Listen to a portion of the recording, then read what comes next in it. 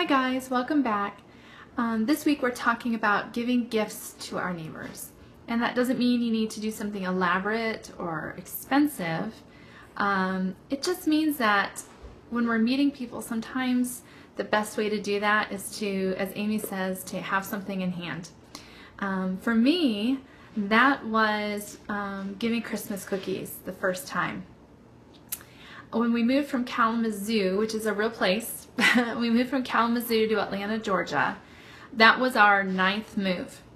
The 8 other moves previously, we had showed up in our new neighborhood and kind of waited for other people to meet us because, you know, we're the new people. That's not really our job.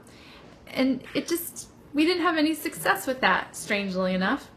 So this move, we decided we're done with this. We need to be intentional. God had really changed our hearts to help us see that when we moved to Atlanta, it was because God was calling us to Atlanta, that we were there on purpose. We were there to bridge the gap between Jesus and our neighbors. And we needed to be very intentional about that. But what's great, instead of feeling a lot of pressure, that calling gave us an enormous sense of confidence. So when we showed up in our new neighborhood in October and we really weren't meeting people, we started strategizing. And we realized, you know what, Christmas is a great opportunity to meet others. So instead of waiting around for others to meet us, we knocked on door after door after door and handed out personally a little thing of Christmas cookies, a little plate of Christmas cookies. It was awesome. We had so many people say, oh my goodness, you're the new people. We're supposed to be giving you stuff. And it was a joy to be able to say, no, we just wanted to do this for you and to have an opportunity to meet you. We learned who else were Christians in the neighborhood, and some of those down the road, those relationships would become partnerships in ministry. We learned who is Jewish, who is Muslim, who is atheist, who was crabby and didn't want to be bothered, and that's okay, you know. Maybe down the road, you can always pray for those people.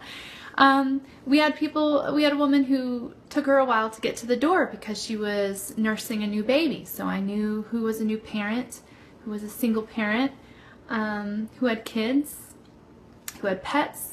Handing out those Christmas cookies was an immediate set of insights into people's lives. And we wouldn't have had the ability or the knowledge or the gumption to do that if we hadn't first understood our calling and that confidence. You have that calling too. You are in your neighborhood on purpose. You are an ambassador, as we learn about today. And as such, you have the ability to reach your neighbors, to read your neighbors and know what their needs are. And that's going to be kind of individual to each of us in our neighborhood and the way the Holy Spirit is moving. But my goal is not to just get you out and giving gifts, but to have that flow from a heart of a confidence in your calling to reach your neighbors.